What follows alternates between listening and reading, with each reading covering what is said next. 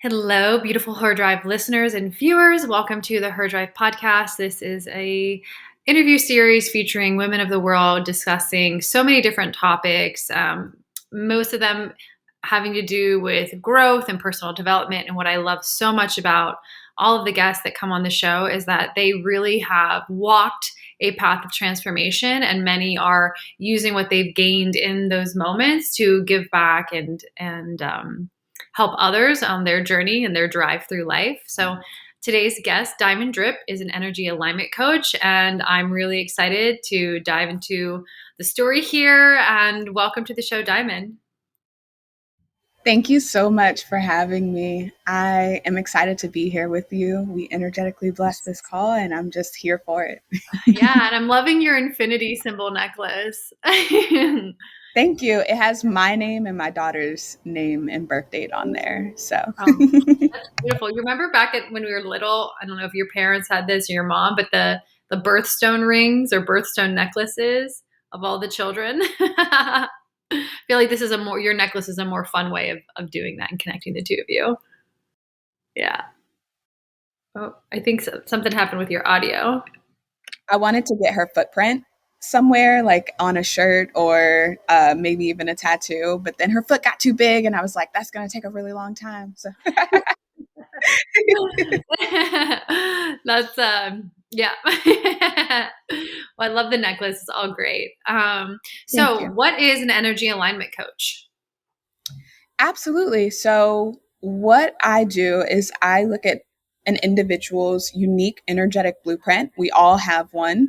And that comes from the human design tools that I use in my business. So, human design is a synthesis of a bunch of different sciences that actually map over each other in order to give you kind of like a user's manual on how to navigate this vessel, this body in this lifetime. So you're able to see your strengths. You're able to see areas where you don't have as much definition. You don't have an energetic buffer. And so you may take in the energy and it becomes amplified in the environment from the environment around you. So what your family thinks, what your friends think, and the biggest contributor is society, what society programs into us. And so what I do is I help people reduce the noise from their environment so that they can figure out what is actually authentically true for them. And so that they can listen to that voice instead of voices outside of themselves.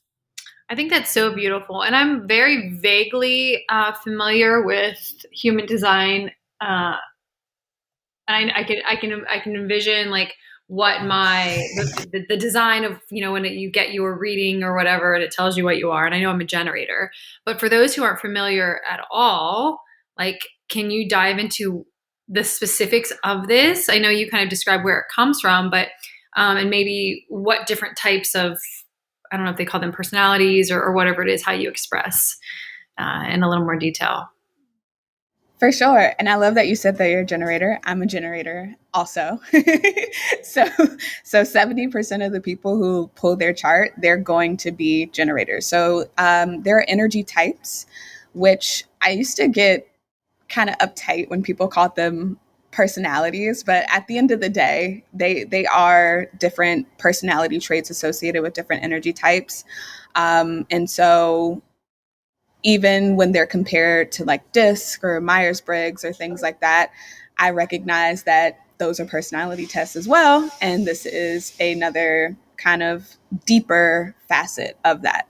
And so there are generators and manifesting generators. So we are like the energizer bunnies of society. We can just go and go and go as long as we're doing work that we love. And that is aligned for us. We have the projector energy type who are actually more like our guides. They're really great at seeing the bigger picture and helping us navigate how to use our energy so that we don't burn out because they can see the bigger picture. They're like, are you sure that you should be doing this right after you should be doing this? Because I think maybe you could take some time here. Then you have the manifestors. And so they are one of the only energy types that doesn't have an element of waiting to their design. They Mm. can just have these downloads and just leap right into action. However, they should always inform people who are going to be affected by their decisions, because if they don't, while they're in the midst of doing whatever it is, they're going to get interrupted by someone who's like, "What are you doing?" And then they have to stop and explain what it is that they're doing. And then they get knocked off course. And then they may not have the energy to go back to whatever it was that was lighting them up in the moment. And then you have the rarest energy type, which are reflectors. They're less than 1%. I like to call them my unicorns. And so they are here to kind of be like our mood rings. So they assess how we are doing as a culture, how we're progressing as a collective. And so in the environment for a reflector is really, really imperative, because if you have them in a room full of happy people, they're going to take that energy and it's going to become amplified in them, and they're going to reflect it back to their environment. But if you have them in a place where there's a lot of sadness, there's a lot of anger, there's a lot of hatred, that's going to become amplified in them, and it's going to be reflected back to those around them. So those are the 5 different energy types. Well, then we have the manifesting generators, which are a hybrid of generators and manifestors.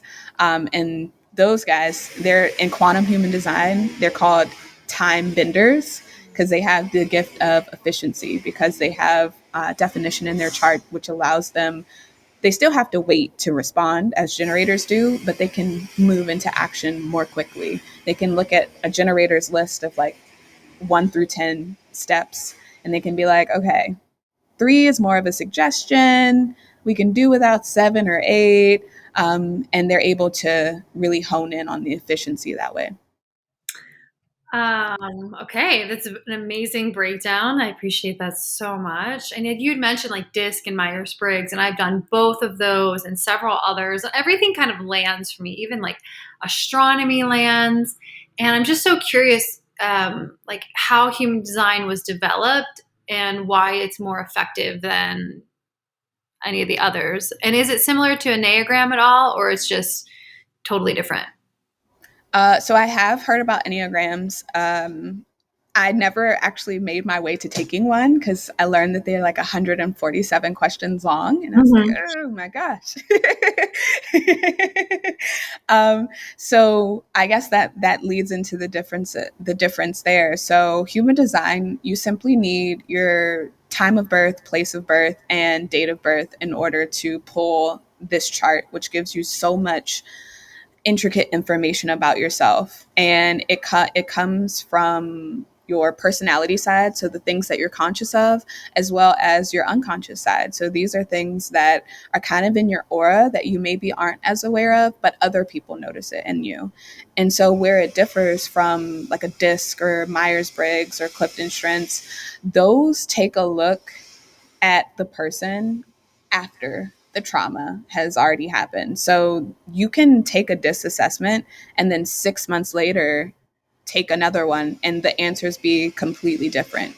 Your human design chart actually doesn't change. As we move through different transits and different things move and shake in the sky, different things become activated in you, and you have different access to certain gates and gifts, but your actual chart doesn't change. And so this allows you to see the gifts that your soul chose in this lifetime, instead of kind of the ones that were like you chose out of like trauma or because of your upbringing or what have you.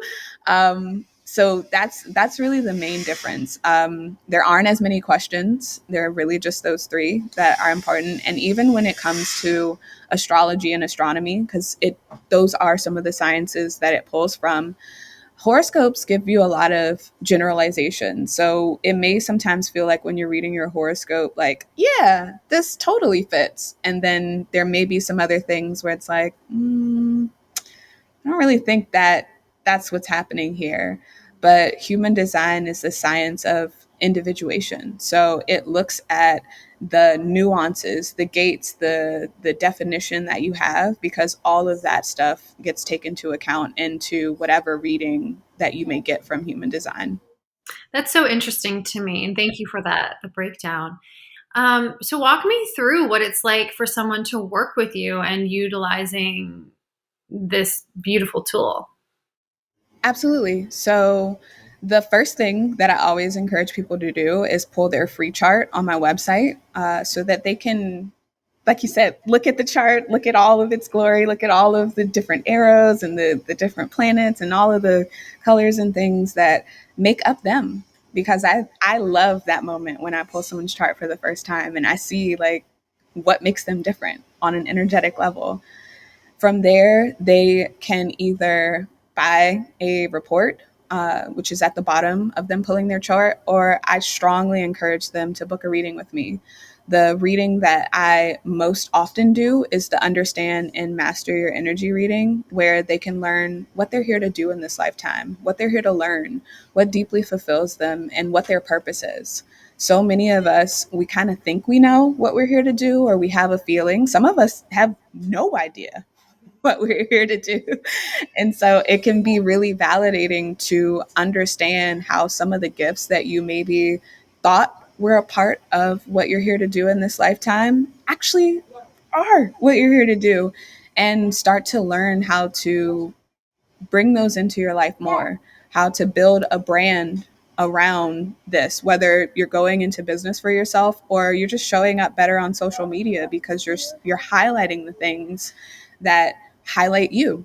So that would really be the first thing, is pulling their free chart, and then from there booking a reading or joining a package or a program that I offer. Amazing. That sounds so interesting because I think the two times I've pulled mine, because I forgot at one point, so I had to go back and do it again. I was just, I was so confused by everything that was happening. Of course, I read the information that came along with it, but I think booking a reading sounds very informative. Absolutely. Well, I'm curious, what's your life story? What led you into this work? Absolutely. So I will start with the fact that I was diagnosed with bipolar 2 when I was 14.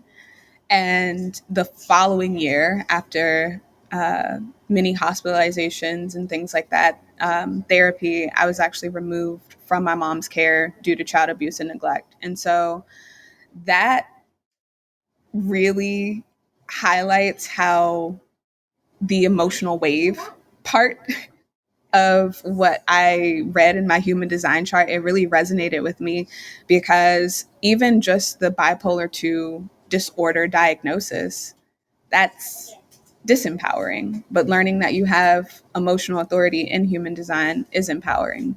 So, being removed from her care, I had to kind of figure out how to life and things. I joined the Air Force for a little bit. My depression had me early separated from that. I, on a whim, decided to apply for a gym position as a front desk associate. And once I got there, it kind of ignited one of my gates in my chart, that ambition. I was like, I can move up here. And so I worked my way from a front desk associate all the way to a general manager. And then the location lost its lease and I lost my job. so, so that was really what made me pivot into entrepreneurship. And I so empathize with the clients who come to me and they're like, I have this 9 to 5 job and I know that I want to start this business, but I'm scared to. I'm actually thankful that I lost my job, because I don't think I would have chose entrepreneurship any other way. I had the comfy salary position and I thought that everything was going to be taken care of. And then here I go. I lose pretty much everything. And I was trying to figure out, I'm also a mom. So I was trying to figure out how to provide for my daughter and I. And the first business that I started was a product based business. And so that, I always say, it was started out of necessity. So while it did eventually become successful, I always say that it allowed me to grow a successful business in the blissful ignorance of my own self worth. Because when you have a product based business, you have the product, you assign the profit margin, and that's really the price. Of course, you run sales and things, but It's really straightforward. When I decided to switch and pivot into a service-based business model after I participated in a trial that actually healed my depression in August of 2022, it made me kind of look at my life and think to myself, like, what do I really want to do? What impact do I really want to make? Is it this product, or is it actually helping people on a deeper level? Because even within that business, I was of course businesswoman, but a lot of times I was also therapist, because in order to make the right recommendations, I had to listen to whatever it was that they were going through, whatever ailments that they had, in order to make the right recommendations. And so that coaching piece was always an element that was there, listening to people, giving insight, giving advice on how to navigate that. And so the one thing that people always ask me was like, how do you grow a business? They weren't necessarily highlighting the fact that I was helping them feel better. So when I did go into a service-based business model, I was like, okay, I'll be a business coach, because that seems like the thing that everyone is asking me for insights and advice on. And it was through that journey, because the business and mindset coaching space is very saturated. I was in a business coaching program that was giving me a lot of the insights and the strategies and the hands-on resources that I and my clients needed. But even in trying to market myself, it was very much in a saturated space, and I was trying to figure out what my business superpower was. And everywhere throughout my entire journey, history, etc., people always said that my energy was contagious. And I didn't necessarily see it as a superpower at the time, but of course, now that I do human design, energy alignment coach, I see how that resonates. And so through my own personal journey after the clinical trial, and then of course my professional journey of trying to figure out what my superpower was, that was when I found human design. And from the very first thing that I searched, what does it mean to be a generator in human design, everything clicked, everything fit. Learning that generators, when we're doing work that we love, we literally generate so much energy that it bubbles up and spills out of us into the people we're around, into the things that we're doing. I was like, oh, that's what people have been saying that I do. That's me. And then emotional authority, being a 5/1, all of the things that I researched, they fit. And so even though I didn't know how I was going to bring it into the business space, I knew that it was something that was super important, especially after I looked at my partner's energy. I looked at my daughter's energy, and it was like, oh my gosh, these are cheat codes. This is how we communicate better. This is how I understand what's going on with you, so that I can be more understanding. I can be more empathetic instead of being reactionary Yeah. all the time. And so another pivot later. um, Here I am, energy alignment coach. And so I do still do like the business and branding coaching, but not without people knowing who they are first. Because ultimately, if you don't know who you are, you don't know what you're really trying to bring to the light in your brand, because you're operating out of what you think you should be doing and what you think you have to be doing. Mm-hmm. Wow, that really hits home. I was speaking with my therapist coach, I don't know, a few weeks ago, and we're doing more strategy work as I'm making a pivot in my life right now. And she said to me, she's like, you don't have to work from a place of your trauma. Like, just because these are the things that you've healed and worked through, you don't have to do that as work. You can focus on things that are very uplifting and happy and joyful and come from your natural state of being. And when she said that, it was like somebody hit me with a truck. And I was like, oh, shoot, you're right. And so since then, I've just been thinking about the joy and the essence of my true identity.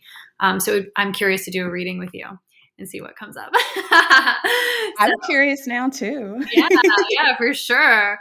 I think that's so beautiful. And how does knowing your human design and knowing that of others help you better relate with people? Ooh. So I'll use my daughter as an example. So both her dad and I, we are generators, and so there are 9 energy centers. One of them I want to focus on is the heart ego center. So this is the center for like self-esteem, self-worth, willpower, all of these things. And so when you don't have definition in this part of your chart, you can feel like you're constantly having to prove yourself to prove that you are worthy. And so my daughter, bless her heart, has this center defined. And so she is a very willful child, and we've always kind of seen it, but it was when we pulled her chart and saw it as an actual, like, this is how you're different from us energetically. And I'll give a perfect example, because once you understand someone on that deep of a level, you don't try and force things on them. You don't try. It has helped me become a much better parent because I know to pick my battles. For her most recent birthday, we went to King's Dominion. And so she wanted to ride like the Ferris wheel and the cyclone and all of these different rides that we could frankly ride at a carnival back home. And I was like, we drove 3 hours for you to pick rides that we could ride at home. And she's like, yeah. And we were like, but those are baby rides. Like, you don't want to ride the roller coasters. You don't want to ride the ones that you're tall enough for. And she's like, no. And it was a no. Like, many many of us, like 53% of the population, we don't have this center defined. So it kind of like the things that our parents would try and, like, if we give you funnel cake, then you can do this or whatever. The no is no. Wow. um yeah. I met people And like so, that. I'm like, oh, are you sure? They're like, yeah. It's like respect. Okay. right. And so it helps with the empathy, it helps with the understanding. Whereas, some parents would have exerted a lot of energy Mm, trying to get her to change her mind. yeah. I was like, okay, this is we're here for your birthday. Like, Mhm. that's what we're here to do. So it creates that space in order for you to just understand that someone, energetically speaking, is different than you, and you can have a very tangible, like, there are different things that you can look at to see like what those differences are, but once you understand them, it's easier to honor those boundaries that they set. Mhm. Oh, that's so beautiful. I love it. So if you could go back in time and give like a younger you some words of advice, what would you say and to what age would you be? um One of my coaches, they actually had me do this exercise, to my teenage self. Hmm. So I've got a lot of stuff with the 6-year-old, 7-year-old me, but I think that it's important, especially for the theme of your beautiful podcast, that I talk about what I would say to my teenage self. So during that time, my mom, she had undiagnosed borderline personality disorder. So there was a lot of control. There was a lot of stuff that came with her, a lot of extremes when it came to her mood. And so it felt like whenever I would try to do something to create something for myself, somehow it would be snatched away. Whenever I would try to make friends, it would be snatched away. And so even when I was removed from her care, I had gotten so used to it happening that I would do it for myself.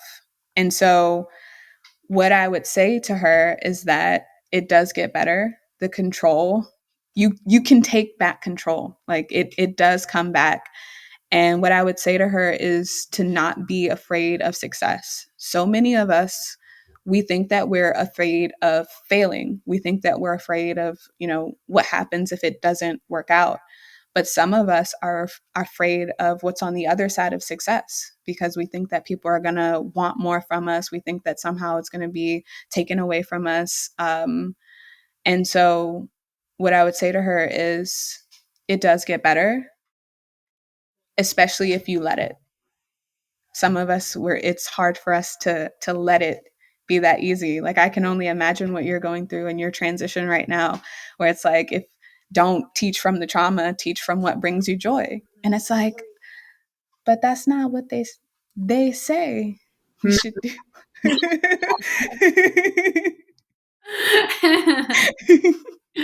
Yes. Oh, well, I think that's so beautiful. And you'd mentioned being healed Mm-hmm. with a trial. And I know from reading about you, but the guests don't. So if you care to share, I would love for you to extrapolate on that journey.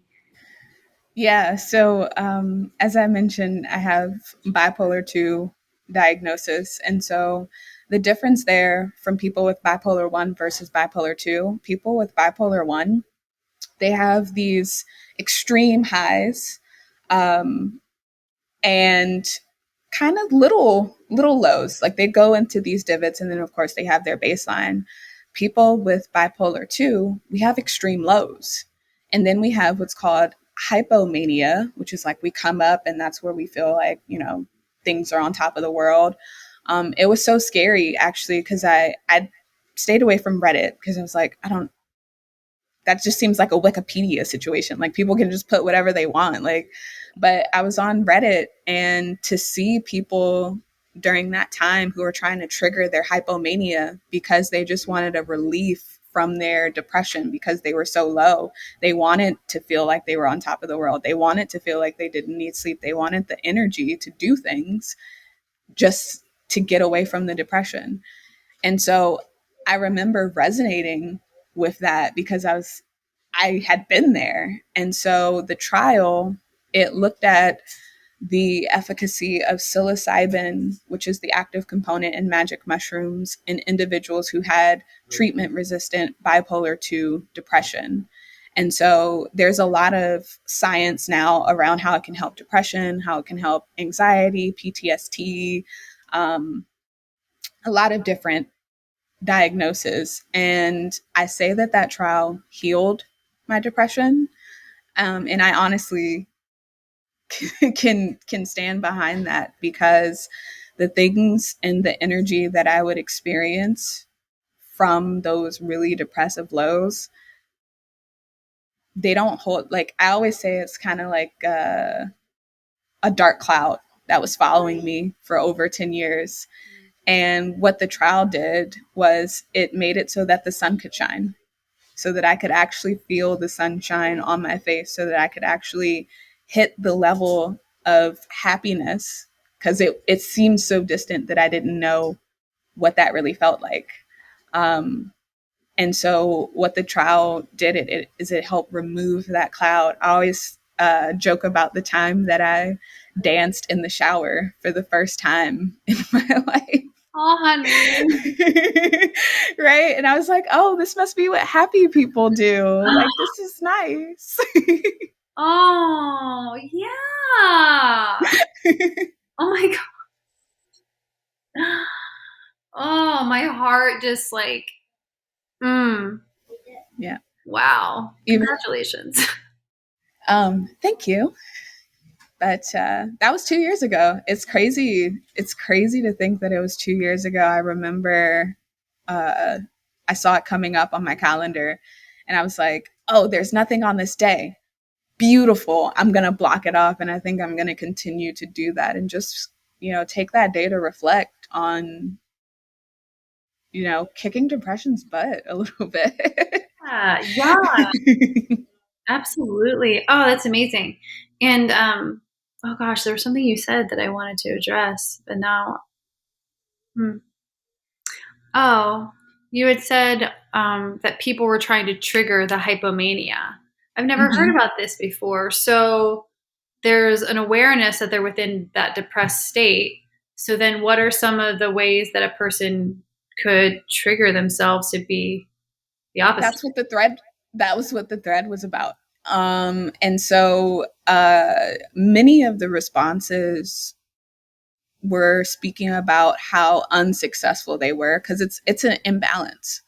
The people who did have success, it was often elicited through some sort of substance abuse to help them trigger like that elevated state. But even with that, obviously, like you have to be careful because it can also make it worse. It can also can also make the depression deeper. Sure.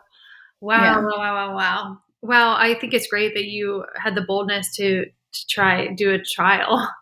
And I think it's very common knowledge now the powerful benefits that come from many psychedelic medicines when done under some level of care and understanding of the power of the new neural pathways that are forming and processing everything that's coming through.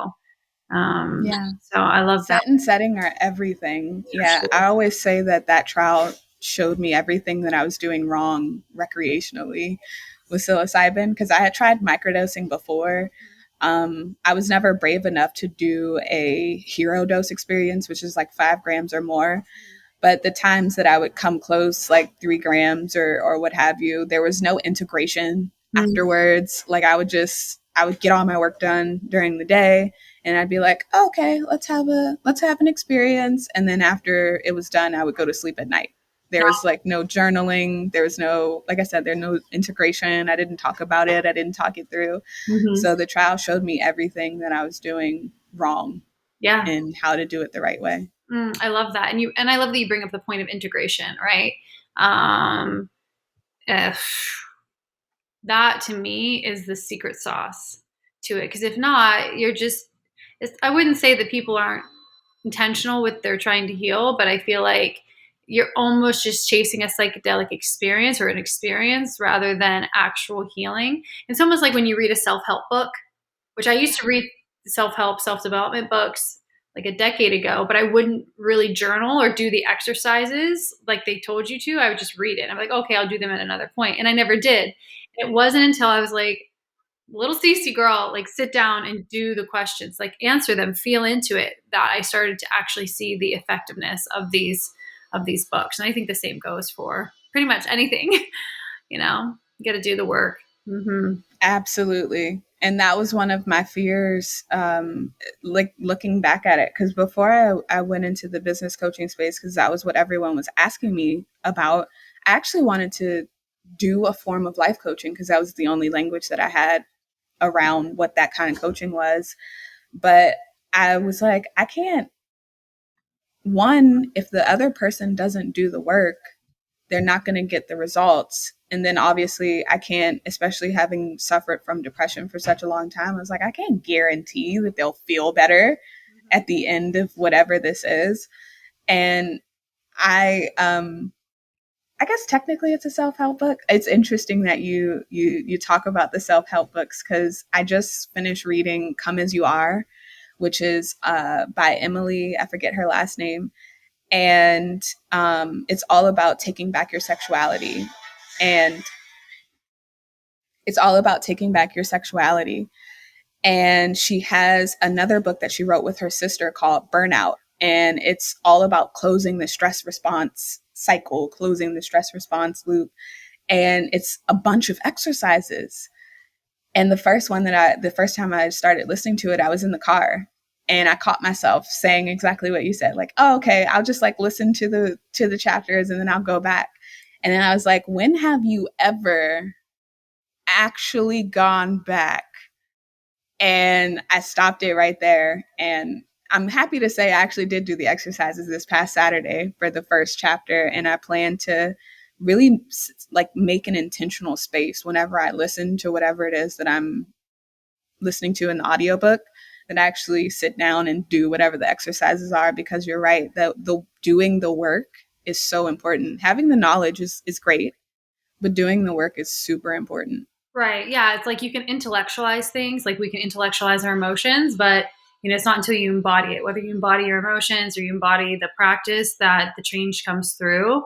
And yeah, Congratulations on stopping, because what I do now with audiobooks, if they are in that vein, then I actually pause. I write them down, like a note, all the questions and assignments within Apple Note, and then I do the work and then force myself pause, even though I want to hear more. It's like, no, you really need to finish this. And it's so effective. And I didn't know about Emily and her sister's book, but I do know Come As You Are, and listened to it years ago, and that was really, really powerful book. Yeah. Mm, yeah. Well, thank you so much, Diamond, for everything you shared. I would love to just open up the floor for anything that you'd like to share before we say goodbye. Yeah, the one thing I always like to share, and I'm super happy that it's now going to be quoted because on September 20th, my book will be launched. I will officially be an author, and so this is in there. But the limit does not exist. But fear and self doubt will make you believe that it does. And we will place so many limits on ourselves. We will have beliefs that hold us back without us even really knowing them sometimes. And so just recognize that the limit does not exist. You have it in you. We are divine cosmic beings. So I just want to encourage our listeners to tap into who they are. So well said. I'm very excited for your book. What's the title of the book? Oh, Destiny Expose, The Leading Ladies. It's an anthology. So my chapter is called Learning to Lead from Within. Wow, beautiful. Well, I look forward to watching more and seeing what comes up for you, and of course, getting this book. And where can everybody find you? Absolutely. So the best way to connect with me is on my website, diamonddripconsulting.com. You'll be able to pull your chart there. You'll be able to find info about the book there, and all of my social media handles are in that banner. Beautiful. Well, thank you so much, Diamond, for your time, your wisdom, your story. This has been so magical, and I'm going to be on your site getting booked to do a reading with you ASAP. I'm so excited. Yes. Thank you. Thank you. All right. Thanks everybody for tuning in to this episode of Her Drive. And you can see the show notes for how to learn more about Diamond and connect with her further.